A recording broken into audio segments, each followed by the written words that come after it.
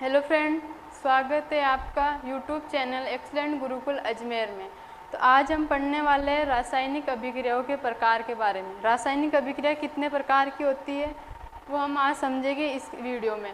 तो रासायनिक अभिक्रिया कितने प्रकार की होती है? रासायनिक अभिक्रिया 5 प्रकार की होती है। वो प्रकार कौन कौन से है? फर्स्ट है संयोजन अभिक्रिया, सेकंड वियोजन अभिक्रिया, थर्ड विस्थापन अभिक्रिया, फोर्थ द्विविस्थापन अभिक्रिया, फिफ्थ अपचयन उपचयन अभिक्रिया। ये 2 अभिक्रिया साथ में।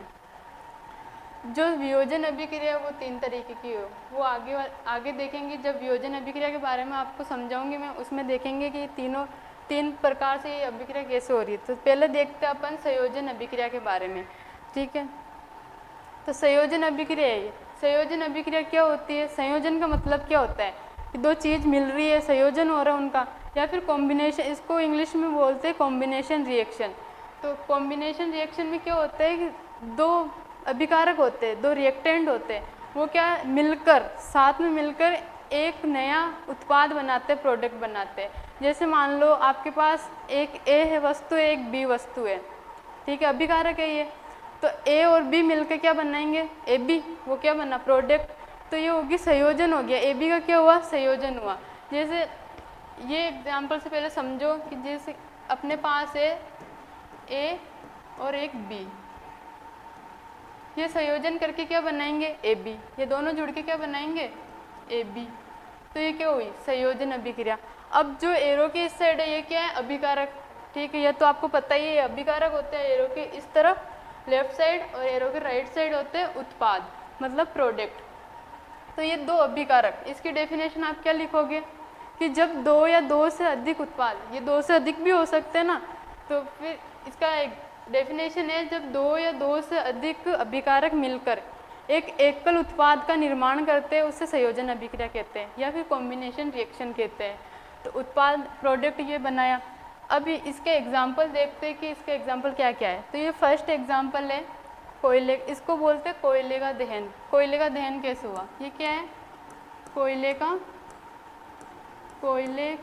दहन। कोयले का दहन कैसे होता है? कोयले में क्या होता है? कार्बन होता है। वायुमंडल में क्या है? ऑक्सीजन है। उसका दहन कैसे होगा? कार्बन ऑक्सीजन से रिएक्शन करके क्या बनाएगा? कार्बन डाइऑक्साइड बनाएगा। तो ये है कार्बन, जो क्या है? वायुमंडल में गैस के फॉर्म में है। ऑक्सीजन है, ये O2 है। ऑक्सीजन है, वो भी क्या है? वायुमंडल में गैस के फॉर्म में। अब ये दोनों रिएक्शन करेंगे आपस में। कार्बन है, कार्बन ये ठोस के रूप में, जो कोयला होता है ना वो तो ठोस ही होगा। इसके ये जो GS ये मैंने लिखा हुआ है ना, वो क्या दर्शा रहा है? इनकी अवस्था दर्शा रहा है कि कोयला किस अवस्था में, ऑक्सीजन किस अवस्था में।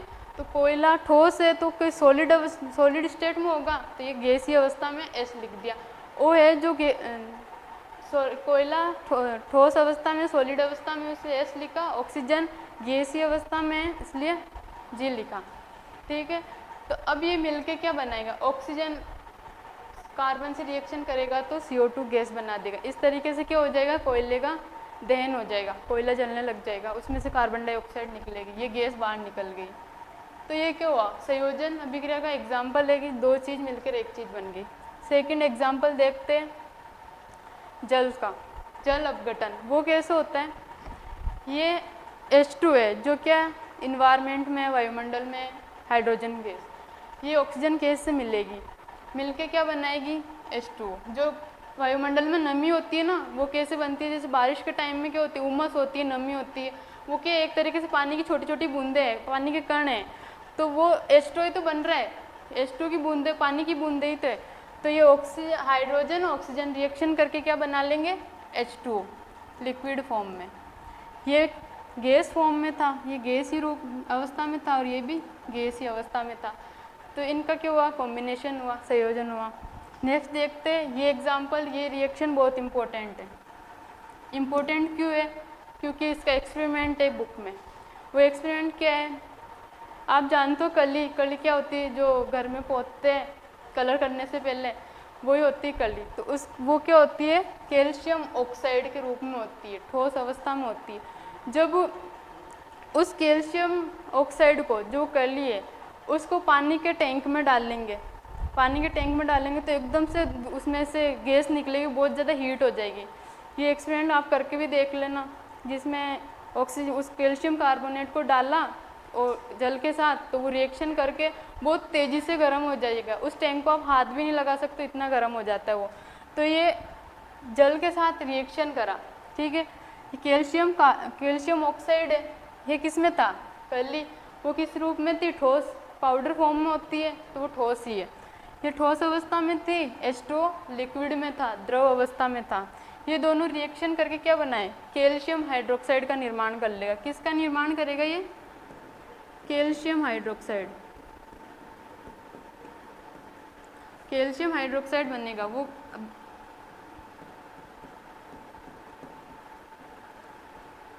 कैल्शियम हाइड्रोक्साइड का निर्माण कर लिया। कैसे बना, ये कैल्शियम है एक, ठीक है, ये रहा कैल्शियम।